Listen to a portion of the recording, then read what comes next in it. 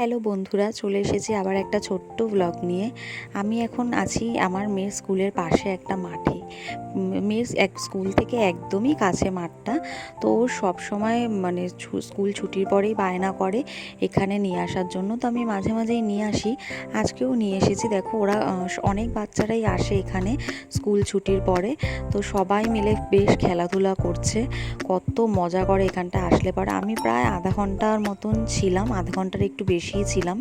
তো বাচ্চাগুলো খেলছিল আর আমরা মায়েরাও একটু গল্পগুজব করছিলাম, কারণ বাড়িতে চলে গেলে তো সেই আবার সংসারের কাজেই সবাই ব্যস্ত হয়ে পড়ব।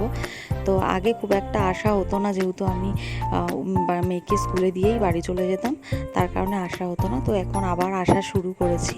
তো দেখো এখন কত বাচ্চা চলে এসেছে। প্রথমে কয়েকজন ছিল, এখন প্রচুর বাচ্চা, একদম স্কুলের সাথে লাগানোই মাঠটা। তো এখন ওরা খেলাধুলা করছে, তারপরে বাড়ি যাব। আর আমার মেয়ে তো কিছুতেই বাড়ি যেতে চাইছিল না, গা হাত পা একদম নোংরা করে দিয়েছে মাঠে খেলতে খেলতে। আর এই যে কতগুলো কাঠ কুড়িয়েছে, যাই হোক এগুলোকে পরে আমি ফেলে দিয়েছি। তারপর দেখো এখন বাড়ি চলে এসেছি, আর চলে এসে আগেই স্নান করে মেয়েকে স্নান করিয়ে তারপর ঠাকুর পুজো দিয়েছি।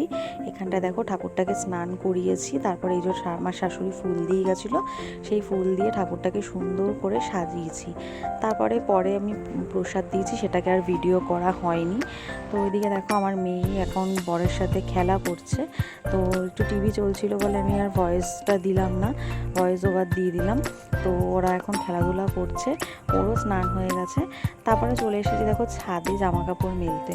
তার আগে বলে রাখি, স্নান করার পরে কিন্তু আমি রান্নাবান্নাও করে নিয়েছি। রান্নাবান্না করার পর আমি জামা কাপড় কেচে তারপরে আমি ছাদে এসেছি। মাঝখানে অনেকটা সময় কেটে গেছে। আর ছাদে এসেছি, মেয়েটাকেও নিয়ে এসেছি, ও একটু দৌড়াদৌড়ি করবে, কারণ আমি এখন চেষ্টা করি একটু স্নান করানোর পরে ওকে একটু ছাদে নিয়ে আসার, কারণ আমাদের ছাদটা অনেকটা বড়। তো ও তাহলে একটু খেলাধুলা করতে পারবে। আর যেহেতু বাচ্চা নেই, তাই বাড়িতে একাই থাকে, তার জন্যই আর কি স্কুলের বাইরে ওই মাঠটায় নিয়ে যাওয়া, বাচ্চাদের সাথে একটু খেলাধুলা করে, সেই কারণে। তো এইদিকে দেখো মেয়ে এখন খেলাধুলা একা একাই দৌড়াদৌড়ি করছে। তারপরে ওকে নিচে নিয়ে গিয়ে ভাত খাওয়াবো। তো নিচে নিয়ে গিয়ে আমি আর ভিডিও করতে পারিনি, খুব তাড়াহুড়ো করেই ভাতটা খাইয়েছি, কারণ মেয়ের না ঘুম পেয়ে গেছিলো। আর এই যে দেখছো এখন আমি পায়েস নিয়ে বসেছি, পায়েস না এটা পিঠে, তো এটা নিয়ে বসেছি। এটা এখন মানে বিকেল হয়ে গেছে। তো যাই হোক আমি পিঠেটা খেয়ে নিই। আর ভিডিওটা কিন্তু আমি এতটাই করেছি, বিকেলে এক জায়গায় যাওয়ার আছে, যদি ভিডিও করতে পারি অবশ্যই তোমাদের সাথে শেয়ার করব। ভালো লাগলে প্লিজ লাইক করো।